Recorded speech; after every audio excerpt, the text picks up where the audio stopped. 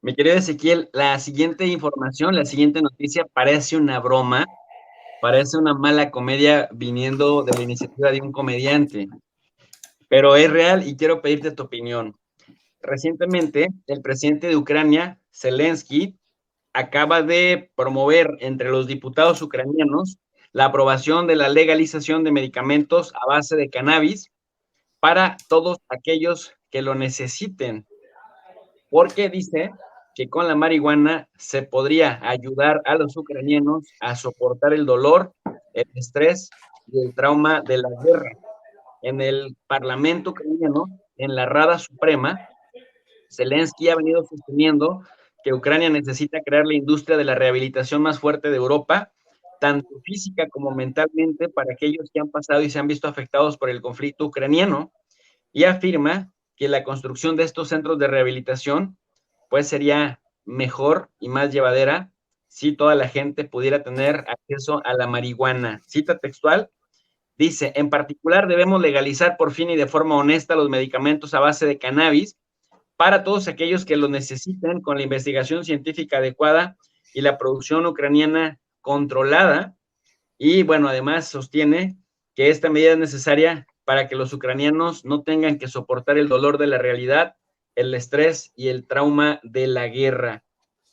Me parece una mala broma, pero es real. O sea, sí pasó y diferentes medios de comunicación lo registraron. Marihuana para escapar de la realidad. De alguna manera, sí, aparece similar a la respuesta de un adicto frente a una realidad terrible.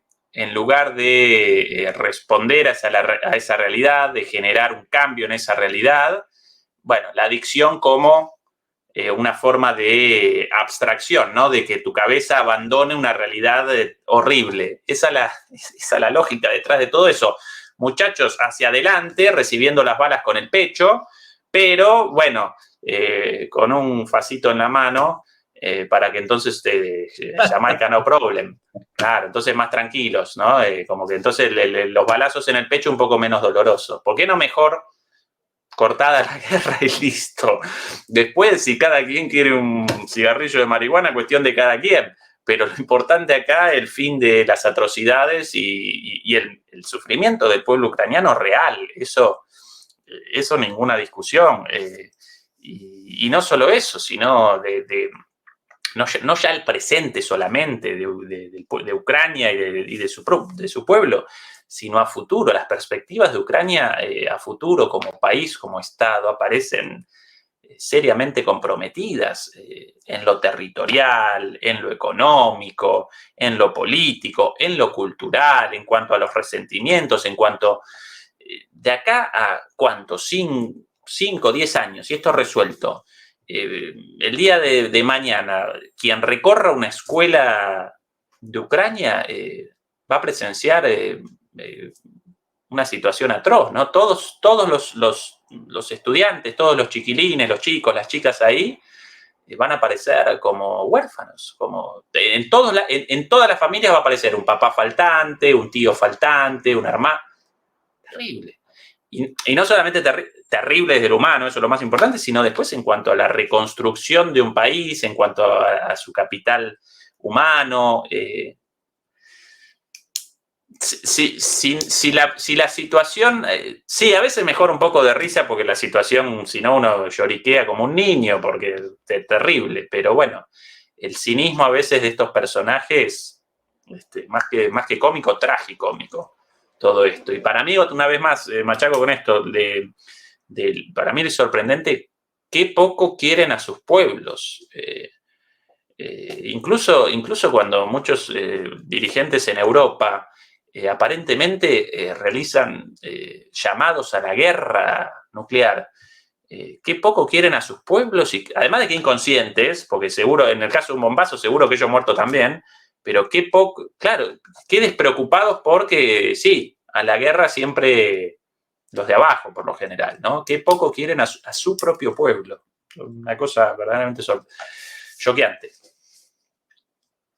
No, y acá lo tremendo me recuerda mucho los diferentes ejércitos, como de pronto tendrían que estar drogados para animarse a ir al frente, como tú dices, a poner el pecho a las balas y de alguna manera la desinhibición, el que te envalentona, el ir con un efecto, un alucinógeno, es tremendo. Y bueno, también me recordó el tema de la guerra del opio, ¿no? Cómo los británicos lograron dominar a los chinos por ese lado. No sé hasta qué punto un pueblo en guerra que consume marihuana podría ser todavía más vulnerable ante sus gobernantes que, como bien dices, no se ve que no quieren a sus pueblos.